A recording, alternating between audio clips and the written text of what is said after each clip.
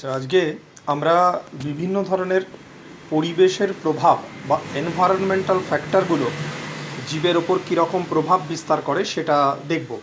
তো তোমাদের বইয়ে দেখবে এরকম একটা চার্ট আছে। এটা দেখো, একটা পরিবেশগত উপাদান, এটাকে দুভাগে ভাগ করা হয়েছে। একটা হচ্ছে অ্যাবায়োটিক কম্পোনেন্ট বা জড় উপাদান, আর একটা হচ্ছে সজীব উপাদান। তো এই বায়োটিক কম্পোনেন্ট পোর্শনটা আমরা পরে আলাদাভাবে ডিল করব। আজকে আমরা মেনলি যেটা দেখব যে কোন ধরনের অ্যাবায়োটিক বা জড় উপাদানগুলো পরিবেশের ওপর প্রভাব বিস্তার করে।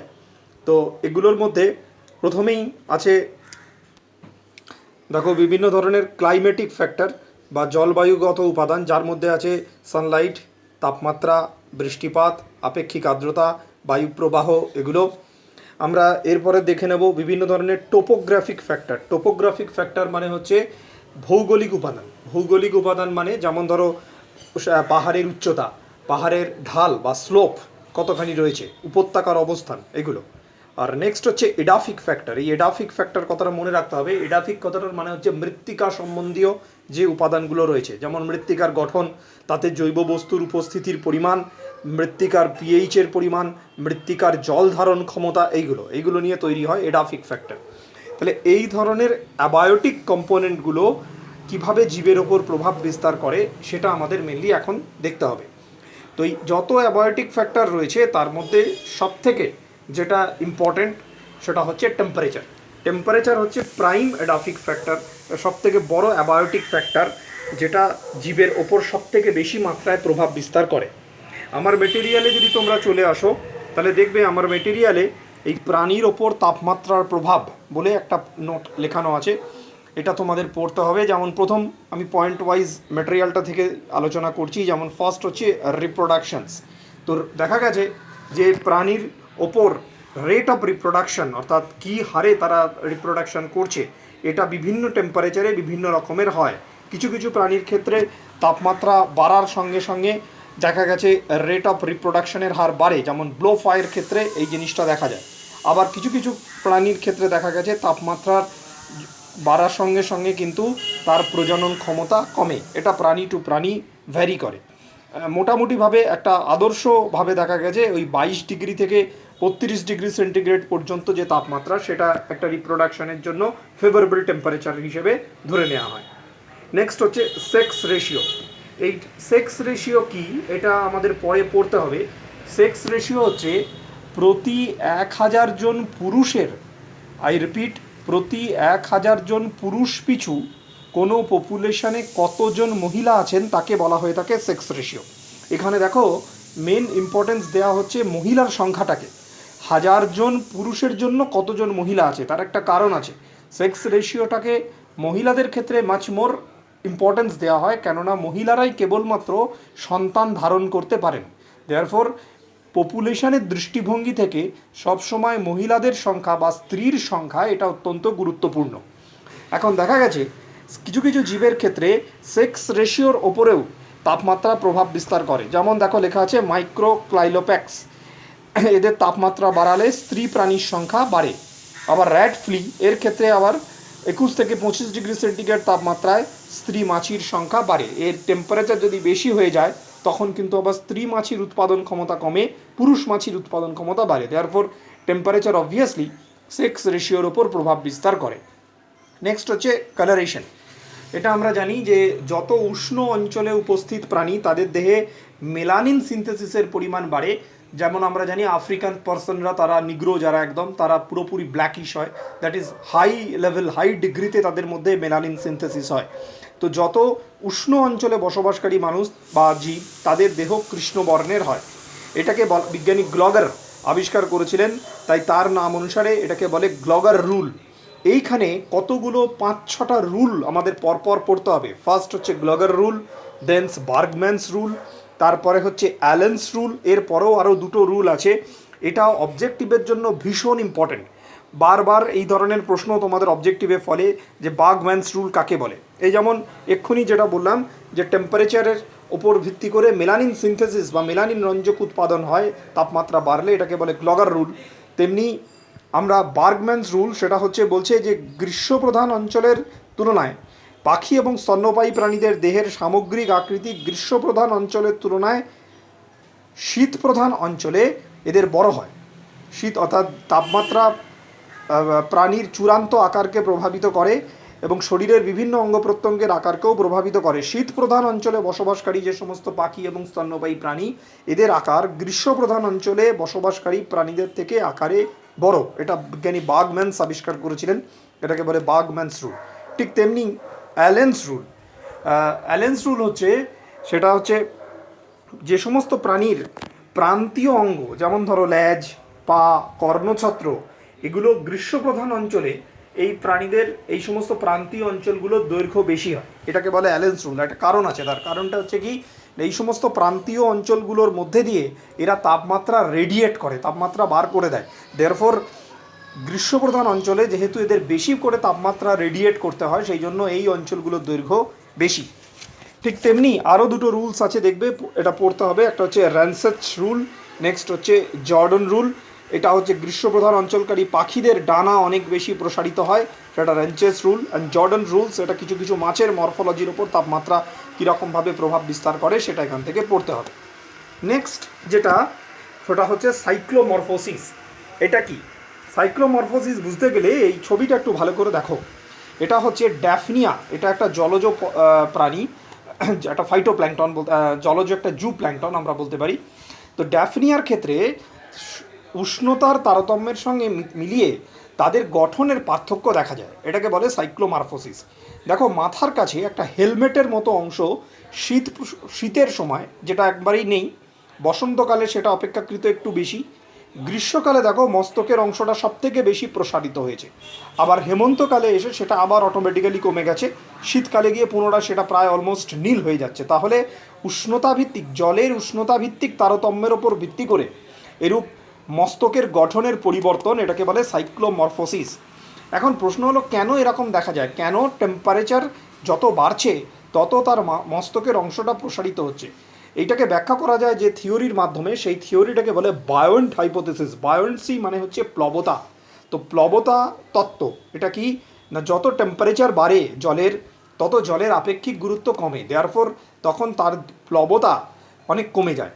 তো কম প্লবতাযুক্ত পরিবেশে নিজেকে ভাসিয়ে রাখার জন্য তখন ড্যাফনিয়া তার মস্তকের অংশটা প্রসারিত করে নেয়। আবার তারপরে দেখো, যখন জলের টেম্পারেচার কমছে তখন তার আপেক্ষিক গুরুত্ব বাড়ছে, প্লবতা বাড়ছে, ফলে তখন কিন্তু আস্তে আস্তে তার মস্তকের প্রসারিত অংশটাকে আস্তে আস্তে কমিয়ে আনছে, এবং একবারে শীতকালে যখন সবথেকে জল ঠান্ডা, প্লবতা সবথেকে বেশি, তখন আর এই অংশটা তার কোনো প্রয়োজনই হয় না।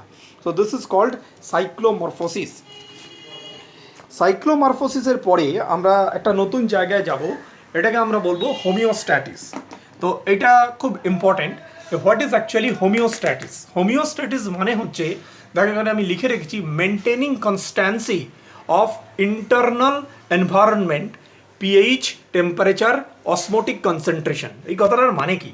অর্থাৎ যে পদ্ধতিতে জীব তার শরীরের মধ্যে একটা স্থির পরিবেশকে বজায় রাখে, কনস্ট্যান্ট এনভায়রনমেন্ট, তাকে বলা হয়ে থাকে হোমিওস্ট্যাটিস। স্থির পরিবেশ মানে একটা নির্দিষ্ট পিএইচ বজায় রাখবে, একটা নির্দিষ্ট তাপমাত্রা বজায় রাখবে, নির্দিষ্ট অভিস্রবণীয় ঘনত্ব বজায় রাখবে, তাকে বলে হোমিওস্ট্যাটিস। এখন দেখা গেছে যে পরিবেশে জীব থাকছে, সেই পরিবেশের প্রভাবকগুলো, সেটা তাপমাত্রা হতে পারে, পিএইচ হতে পারে, অভিস্রবণ ঘনত্ব হতে পারে, এগুলো কিন্তু সবসময় ফিক্স নয়, মানে সবসময় স্থির নয়, এগুলো কিপ অন চেঞ্জেস, এগুলো চেঞ্জেস হয়। এবং যখনই এগুলোর পরিবর্তন হয় তখনই ওই জীবের ওপর একটা স্ট্রেস বা পীড়ন তৈরি হয়। দেয়ারফর হোমিওস্ট্যাটিসকে বিঘ্নিত করবার জন্য জীবের ওপর স্ট্রেস তৈরি হয়। স্ট্রেস কখন তৈরি হচ্ছে না, যখন দেখো টেম্পারেচার চেঞ্জ হচ্ছে, হাই হতে পারে, সেটা লোও হতে পারে, অভিস্রবণ ঘনত্বের পরিবর্তন হচ্ছে, বা পিএইচের চেঞ্জেস হচ্ছে, এনি টাইপ অফ চেঞ্জেস যখন হবে পরিবেশের ফ্যাক্টরগুলো, তখন তার উপরে একটা পীড়ন তৈরি হয়। এবং এই পীড়ন হোমিওস্ট্যাটিসের ঘটনাটাকে ডিস্টেবিলাইজ করে, হোমিওস্ট্যাটিসকে বিঘ্নিত করে। দেয়ারফর প্রাণীর কাছে হোমিওস্ট্যাটিসকে বজায় রাখবার জন্য তখন 4টে অপশনস থাকতে পারে। সে 4 ধরনের পদ্ধতির সাহায্যে নিজের শরীরের হোমিওস্ট্যাটিসটাকে বজায় রাখতে পারে। সেই 4 ধরনের পদ্ধতি কি? ফার্স্ট হচ্ছে, সে রেগুলেটর হতে পারে। সেকেন্ড, সে কনফার্মার হতে পারে। থার্ড, সে মাইগ্রেশন করতে পারে। ফোর্থ, সে সাসপেনশন করতে পারে। তো আমি 1 বাই 1 আসছি, রেগুলেটর আর কনফার্মার আমি পরে আসবো, আমি সব থেকে সোজাটা আগে বলছি, যেমন মাইগ্রেশনস। সো কী করতে পারে সে?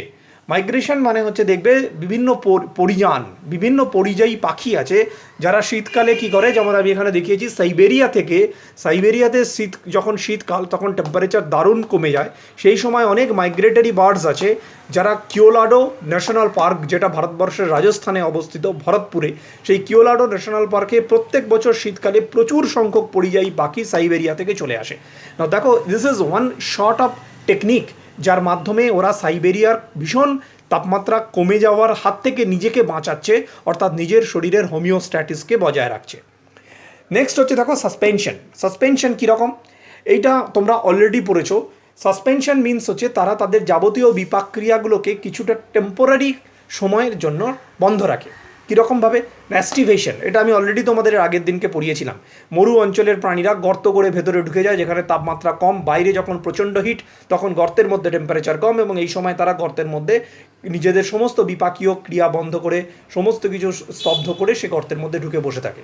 হাইবারনেশন, শীত ঘুম, এটাও তোমরা জানো শীতকালে বিভিন্ন ধরনের অ্যাম্ফিবিয়া, ব্যাঙ, তারপরে সাপ, এরা সমস্ত খাবার দাবারও খায় না, শিকার খোঁজে না, বিপাকীয় ক্রিয়ার হার অত্যন্ত মন্থর গতিতে করে নেয়, এই অবস্থাটাকে বলে হাইপারনেশন। সো দেখো, এগুলোও কিন্তু অ্যাকচুয়ালি ওই বাইরের টেম্পারেচারের হাত থেকে নিজেকে বাঁচানো। সো এটা কি করছে, সে টেম্পোরারি পিরিয়ডের জন্য নিজের যাবতীয় মেটাবলিক অ্যাক্টিভিটি, মুভমেন্ট, শিকার ধরা, এগুলোকে সে সাসপেন্ড করছে, বন্ধ রাখছে। নেক্সট হচ্ছে ডায়াপজ।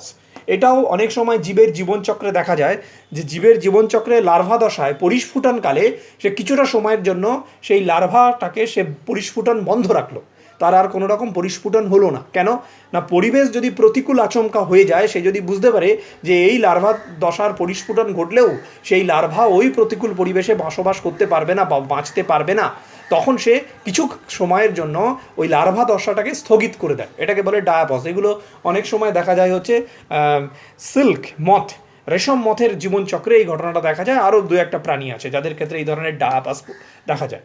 সো দেখো, migration and suspension, this two are technique through which animal can maintain their homeostasis, তাদের হোমিওস্ট্যাটিস তারা বজায় রাখতে পারে। নেক্সট দুটো খুব ইম্পর্টেন্ট, একটা হচ্ছে রেগুলেটর আর একটা হচ্ছে কনফার্মার। এই রেগুলেটর এবং কনফার্মারকে বুঝতে গেলে তোমাদের বইয়ে একটা গ্রাফ আছে, সেই গ্রাফটা খুব ভালো করে দেখতে হবে। দিস ওয়ান, এটা প্রত্যেকের বই আছে, পেজ নাম্বার মিলবে না আমার সঙ্গে, তাই আমি পেজ নাম্বারটা হাইলাইট করছি না। This is regulator and conformer. তো গ্রাফটা খুব ভালো করে দেখো, এটা প্রত্যেকের বইই আছে, একটু খুঁজবে। তো গ্রাফের দেখো এক্স অক্ষ বরাবর আমার একটা বাহ্যিক প্রভাব, আমি এখানে সাপোজ টেম্পারেচার লিখেছি, বা এটা অসমোটিক কনসেন্ট্রেশনও হতে পারে, অভিশ্রবণীয় ঘনত্ব হতে পারে, আমি এখানে টেম্পারেচারটা লিখেছি। তো এই বরাবর দেখো বাহ্যিক প্রভাব, আর এই বরাবর হচ্ছে বডি টেম্পারেচার। তো দেখো কতগুলো প্রাণী যারা কনফার্মার, তারা কি করছে, বাইরের তাপমাত্রাও বাড়ছে, তার সঙ্গে দেখো বডি টেম্পারেচারও বাড়ছে। সো অলমোস্ট একটা ডাইরেক্ট রিলেশন, তাপমাত্রা বাড়ছে, ও বডি টেম্পারেচার বাড়িয়ে নিচ্ছে, বাড়িয়ে নিয়ে কি করছে, বাহ্যিক তাপমাত্রার সঙ্গে বডির টেম্পারেচারটাকে ও সমান করে নিচ্ছে না। This is very important. কনফ্রান্স কথাটার মানে হচ্ছে টু মেক অ্যালাইক, একই রকমের করে নেওয়া। তো বাইরের তাপমাত্রা যখন বাড়ছে তার সঙ্গে তাল মিলিয়ে ও নিজের দেহের তাপমাত্রাটাও পরিবর্তন ঘটাচ্ছে, তাপমাত্রা বেশি ওরও তাপমাত্রা বাড়ছে, তাপমাত্রা কম ও নিজের শরীরের তাপমাত্রা কমিয়ে নিচ্ছে। তো this are the conformer. Now there is another option, সেটা হচ্ছে রেগুলেটর। না, তুমি যদি রেগুলেটরের গ্রাফটা তোমরা দেখো, তাহলে দেখো this is the straight line. এটার মানে কি, মানে বাহ্যিক তাপমাত্রা যাই হোক না কেন, ও শরীরের মধ্যে সবসময় একটা কনস্ট্যান্ট টেম্পারেচার মেনটেন করছে, স্থির তাপমাত্রা বজায় রাখছে। Therefore regulator are those animal যারা বডির মধ্যে একটা কনস্ট্যান্ট টেম্পারেচার মেনটেন করে, পরিবেশের তাপমাত্রা যাই হোক না কেন তার উপর ভিত্তি করে কিন্তু ও দেহের তাপমাত্রার পরিবর্তন ঘটাচ্ছে না। আর এখানে দেখো কতগুলো আংশিক নিয়ন্ত্রক অ্যানিম্যাল আছে, অর্থাৎ যারা কিছুক্ষণ পর্যন্ত কিছুটা পর্যন্ত বাইরের তাপমাত্রা বাড়াবার সঙ্গে সঙ্গে তাদের দেহের তাপমাত্রাও বাড়ালো, তারপরে কিন্তু কনস্ট্যান্ট টেম্পারেচার চলে গেল, আর তারা কিন্তু তাপমাত্রা বাড়াতে বা কমাতে পারে না। তো আমরা এখানে এই বেসড অন থার্মো রেগুলেশন অ্যানিম্যালদের দুভাগে ভাগ করব। একটা হচ্ছে থার্মো রেগুলেটর, এখানে খুব ভালো করে দেখে নাও, যারা থার্মো রেগুলেটর তাদেরকেই বলে ওয়ার্ম ব্লাডেড অ্যানিম্যাল, তাদেরকেই বলে এন্ডোথার্মিক, তাদেরকেই বলে হোমোথার্মাল। অনেকগুলো টার্ম, সবকটা টার্ম মনে রাখতে হবে, পরীক্ষায় কোনটা আসবে বলা মুশকিল। বার্ডস এবং ম্যামলস, যাবতীয় পাখি এবং স্তন্যপায়ী প্রাণী, তারা এই গ্রুপটার মধ্যে পড়ে। রেগুলেটর মানেই হচ্ছে, আমি অলরেডি বললাম, এরা একটা কনস্ট্যান্ট টেম্পারেচার মেনটেন করে, বাইরের টেম্পারেচার যাই হোক না কেন। এটা কিভাবে মেনটেন করে আমরা জানি, তিনটে নর্মাল পদ্ধতি আছে। যেমন এক, ঘর্ম নিঃসরণের মাধ্যমে, ঘামের মাধ্যমে, যেটা আমরা ম্যামলসরা, মানুষরা, সমস্ত ম্যামলসরা আমরা করে থাকি। ঘাম নিঃসরণ হলে দেহ থেকে লিন তাপ, ঘাম যখন বাষ্পীভূত হয় তখন সংগ্রহ করে, ফলে দেহের তাপমাত্রা কমে যায়। আর কি হতে পারে না, কিছু কিছু প্রাণী আছে যারা শরীরের বিশেষ বিশেষ অ্যাডাপ্টেশনের মাধ্যমে থার্মোরেগুলেশনস করে। যেমন কুকুর প্যান্টিং, প্যান্টিং মানে হচ্ছে যখন জিভ বার করে হাঁপায় তখন লালা রসগুলো বাষ্পীভূত হয় এবং সেই সময় দেহের তাপমাত্রা, লিন তাপ শোষণ করে, ফলে দেহের তাপমাত্রা কমে। তুষার মরু ভাল্লুক বা তুষার ভাল্লুক যারা, তাদের শরীরে ব্লাবার নামক ফ্যাটের আস্তরণ থাকে, যে আস্তরণ তাদের টেম্পারেচার মেনটেন করতে সহায়তা করে। তো ডিফারেন্ট ডিফারেন্ট অ্যানিমেলের ক্ষেত্রে ডিফারেন্ট ডিফারেন্ট মেকানিজম আছে যা দিয়ে তারা থার্মোরেগুলেটর মেনটেন করে। বাট বেসিক্যালি একটা জিনিস খুব সার্টেন, যে যখন ঘর্ম নিঃসরণ বা দেহের ত্বকের নিচে সংবহনের মাত্রা বৃদ্ধি, ব্লাড সার্কুলেশন বা রক্তের পরিবহনের মাত্রার বৃদ্ধির মাধ্যমে এরা অধিকাংশ সময় দেহের মধ্যে টেম্পারেচার রেগুলেট করে। তাপমাত্রা বেশি, তখন তাদের সংবহনের, রক্তের সংবহনটাও স্কিনের নিচে, ত্বকের নিচে বেড়ে যায়, ফলে কি হয়, বেশি পরিমাণে তাপ ত্বকের মধ্যে দিয়ে বাইরে বেরিয়ে চলে আসে। অন্যদিকে যারা থার্মো কনফার্মার, যারা কনফার্মার তারাই হচ্ছে কোল্ড ব্লাডেড, তাদেরই অপর নাম হচ্ছে পয়কিলোথার্মিক। এই টার্মগুলো খুব ইম্পর্টেন্ট, মনে রাখতে হবে। তাদেরকেই বলে একটোথার্মিক, অর্থাৎ এরা হচ্ছে একটা কনস্ট্যান্ট টেম্পারেচার মেনটেন করতে পারে না। পরিবেশের সঙ্গে তাপমাত্রা বাড়া কমা করলে এদেরও বডি টেম্পারেচার কমা বাড়া করে। এক্সাম্পলের জায়গাটা দেখে নাও, 99% অ্যানিম্যাল অ্যান্ড অল প্ল্যান্ট, তারা প্রত্যেকেই হচ্ছে thermo conformer. Therefore birds and mammals বাদ দিয়ে বাদবাকি যত প্রাণী, যত ইনভার্টিব্রেট রয়েছে, তারা সবাই হচ্ছে থার্মো কনফার্মার। এবং অল প্ল্যান্ট, সমস্ত উদ্ভিদ, তারা হচ্ছে কিন্তু থার্মো কনফার্মার। অর্থাৎ they can't maintain a constant temperature. বাইরের টেম্পারেচারের ফ্লাকচুয়েশন ঘটলে, বাইরের টেম্পারেচারের পরিবর্তন হলে তাদের শরীরের মধ্যেও টেম্পারেচারের পরিবর্তন ঘটবে। এই ভিডিওর শেষ পার্টটা হলো এই পার্টটা, যেটা এখন আমি তোমাদের সামনে দেখাচ্ছি। সেটা হলো এতক্ষণ পর্যন্ত আমরা কিভাবে টেম্পারেচার রেগুলেশনের ওপর ভিত্তি করে প্রাণীদের দুভাগে ভাগ করলাম, একটা থার্মো রেগুলেটর আর একটা থার্মো কনফার্মার। আর উষ্ণতা কতটা সহ্য করতে পারে বা উষ্ণতার পরিবর্তন সহনশীলতা কতটা, তার উপর ভিত্তি করেও প্রাণীদের দুটো ভাগে ভাগ করা যায়। একটা হচ্ছে ইউরিথার্মাল আর একটা হচ্ছে স্টেনোথার্মাল। এই স্টেনো কথাটার মানে হচ্ছে ন্যারো, অর্থাৎ যে সমস্ত প্রাণী উষ্ণতার খুব সামান্য পার্থক্য সহ্য করতে পারে তাদের বলে স্টেনোথার্মাল। যেমন দেখো এখানে উদাহরণ লেখানো হচ্ছে শামুক। আর যে সমস্ত প্রাণী যারা উষ্ণতার একটা বৃহৎ পার্থক্যও সহ্য করবার ক্ষমতা রাখে তাদের বলে হচ্ছে ইউরিথার্মাল। যেমন মানুষ হচ্ছে একটা ইউরিথার্মাল অ্যানিম্যাল। ঠিক তেমনি আমি আরও কয়েকটা এক্সাম্পল তোমাদের এখানে বলবো স্টেনোথার্মাল এবং ইউরিথার্মালের ক্ষেত্রে।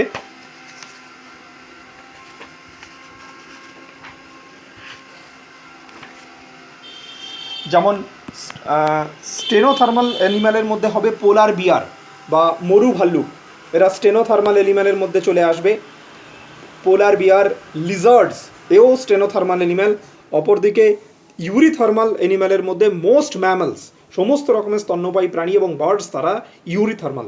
তারা একটা অনেক লার্জার রেঞ্জ অফ টেম্পারেচার, তাপমাত্রার অনেকটা পার্থক্য তারা সহ্য করতে পারে।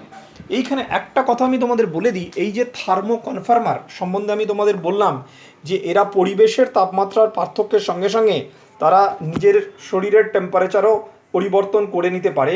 এখানে একটা ব্যাপার বুঝতে হবে যে পরিবেশের তাপমাত্রার পার্থক্য, হয়তো টেম্পারেচার বাড়ছে, সেও তার বডি টেম্পারেচার বাড়াচ্ছে। এখন কতটা, একটা up to a certain limit, অর্থাৎ এমন নয় যে পরিবেশের টেম্পারেচার যদি মাত্রা অতিরিক্ত বেড়ে যায় তখন কিন্তু আর তাদেরকে কখনোই বাঁচিয়ে রাখা যাবে না। কাজেই থার্মো কনফার্মাররাও এই যে পরিবেশের তাপমাত্রার সঙ্গে সঙ্গে দেহের তাপমাত্রার পরিবর্তন ঘটায়, এটা কিন্তু up to a certain limit পর্যন্তই পারে। It is not uncontrolled, it is not unlimited, যে যত তাপমাত্রা বাড়বে বা কমবে তারা নিজেদের অ্যাডজাস্ট করে নেবে, তা কিন্তু নয়। এই ভিডিওটা আগের থেকে অনেক একটু বড় হয়ে গেছে, ধৈর্য ধরে প্রত্যেকে দেখবে।